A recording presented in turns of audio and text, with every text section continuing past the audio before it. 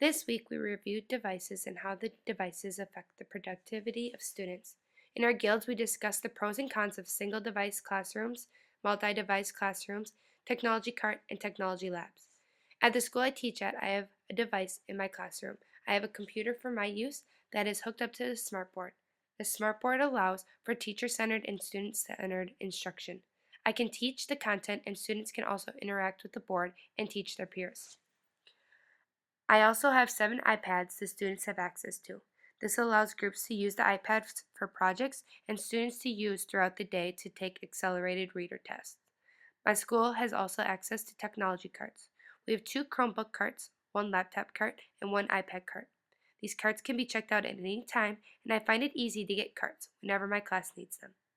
We use the devices for summative assessments, individual work, group work, collaborating with others.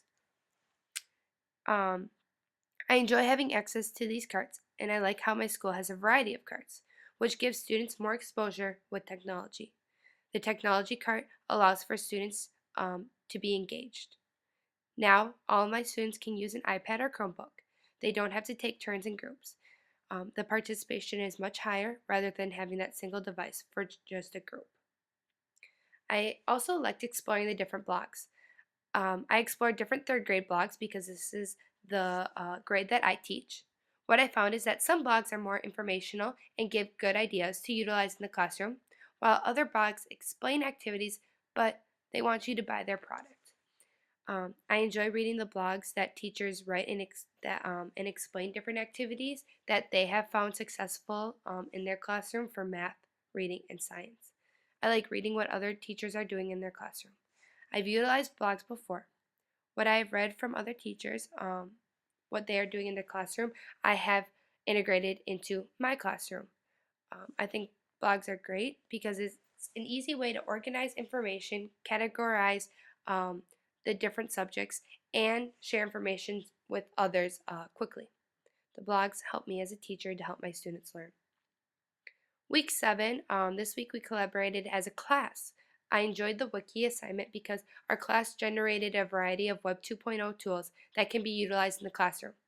I have referenced our wiki many times to get different technology resources to try in my classroom and for student learning. I've copied the different Web 2.0 resources into a Word document so I can refer to a year, 3 years, or 5 years from now. I like that we contributed as a whole class rather than just with our guild. We had a much longer list and different ideas than we would have with just our guild. I also did enjoy the blog assignment. Everyone's turned out differently, and it was fun to see all the other groups' blogs. I've never created a blog before, but I couldn't believe how easy it was to create and create postings for the blog. I think this would be a great technology resource to utilize into my teaching. I think my third graders would love to create blogs in groups. I think there are a variety of different activities you could do with blogs. For my third graders especially, I think they would have a hard time creating a blog on their own for the very first time, and they would have multiple questions. For my class especially, I would have them create a blog as a group and then later on try their own blog on their own. This is a great resource that can be shared with parents, and parents can see what their students are learning in their classroom. We also touched on technology and social media concerns. I think that students need to be informed on how to be a good digital citizen on the internet. They need to know how to be respectful to others and how to appropriately respond to others. Students need to be aware of cyberbullying and what that might look like. I think for third grade, it would be hard to integrate social media into the classroom because they are not familiar with the social media tools and they never had experience with Facebook, Twitter, or Instagram. What technology source I have utilized in my classroom that kind of has social media like features is Seesaw, and my students absolutely love this app. I will continue to use Seesaw in my classroom as a way for students to show what they are learning. The reason I enjoy Seesaw is because I can approve or decline assignments that students submit. This allows for appropriate stuff to only be seen on the classroom feed. In week 8, we discussed distant learning that week. This conversation came at the right time because my school has been discussing distant learning for snow days. My school refers to it as flexible learning day, but in the end, it's about the same thing. My school district wants to implement these flexible learning days when students are at home during snow days. The student would have assignments online that they would have to complete during the snow day. They would have a variety of different assignments for all the different subjects and all the different teachers they would see during that day. So they would have an assignment just for my class for math, reading, and science. They would have an assignment for the specialist they saw that day. So if it was gym class, they would have an assignment for the gym class. If they go see any other teachers for tiered instruction, they would have homework for them as well. This is just like distant learning, and students are at home learning on their own. My guild discussed how audio and video facilitates distant learning. Audio and video drives distant learning. For students to learn on their own, they need audio, video, and visuals to understand what is expected of them to do. They need to see what they have to do. Since they are not at school with you and they cannot just raise their hand to ask a question, you need to integrate audio and video into distant learning to be able to answer student questions and to clear misconceptions. Also, for students who struggle with reading, audio and video would be more appealing to them, and then they can complete their assignments. If they were expected to read on their own, they would not know what to do for the assignment and they would not be able to complete it. Especially in my classroom, I have a student who reads at a kindergarten level and she's a third grader. Audio and video would support her needs. I have 4 English language learners. The audio and visual would support their needs as well. I have 9 students who go for reading intervention and 5 who go for math intervention. So these students would be more successful if they had the audio and video for these distant learning or flexible learning days.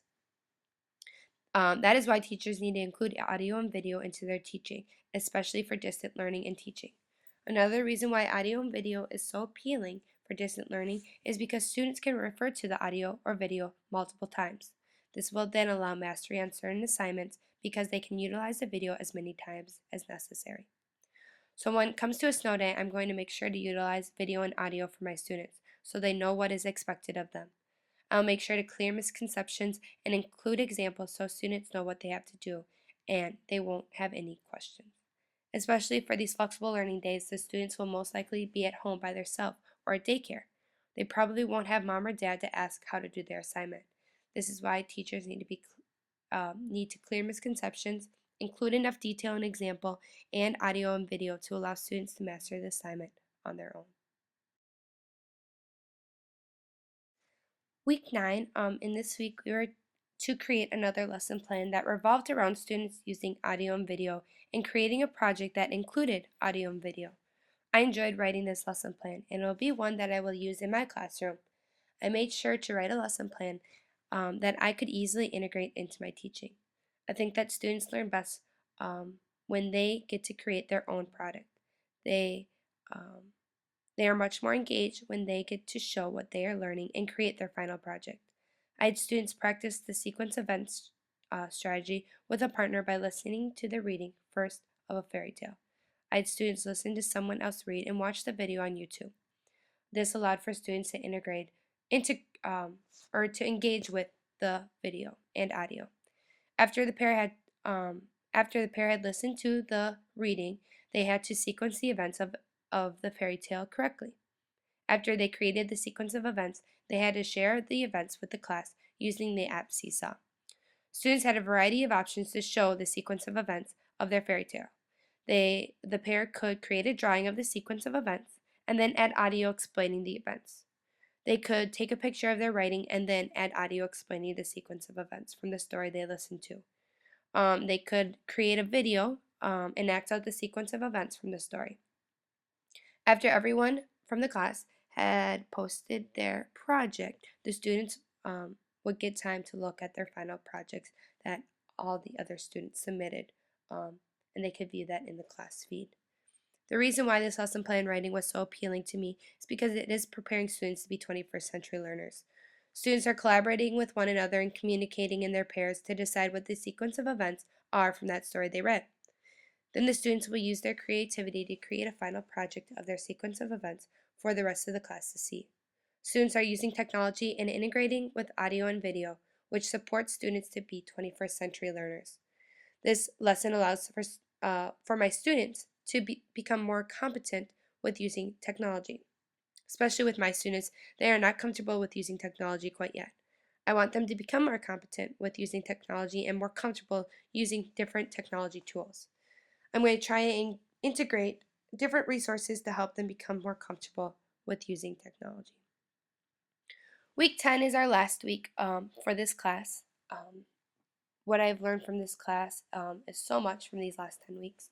I've learned about a variety of technology tools and resources that I can integrate into my classroom and into my teaching. I've explored different resources myself and I have started implementing what I have learned into my teaching. I've learned a great deal from my classmates and my instructor. I have learned more about why it is important for my students to be competent with using technology and how successful their futures will be if they are comfortable using technology on their own. I have learned a lot from my third graders these last 3 months. They are not comfortable using technology and they have many questions when I try to integrate a new resource or tool that I have learned from this class. They would rather show what they are learning with pencil and paper. I'm trying to get them away from only using paper and pencil. I've implemented Google Docs, Google Forms, Seesaw, EduCreations, and other technology resources. It takes some time for my third graders to be comfortable with technology, but I hope after this year they will be more comfortable with technology and trying new things on their own. This week I also created a website for my portfolio. I never knew how easy it was to create my own website. The resource I used was Weebly, and it was so easy to use. In my classroom, I would have my students create a blog before creating their own website. The reason why is because I want them to document a variety of posts over a period of time, and I think a blog would be more appealing to my students, but I think a website could be used for older grades. The other assignment I had to create was my professional development plan. I'm a first year teacher and I haven't thought much about my professional development plan, but this class challenged me to do so. I had to map out my plan for the next 4 years. I included the classes I will be taking in order to successfully get my master's. I included different conferences I will go to that support technology and my learning and teaching. I think this is a great activity for us to do because it really made me stop and think about what I need to do in order to get my CEUs done before I have to get relicensed.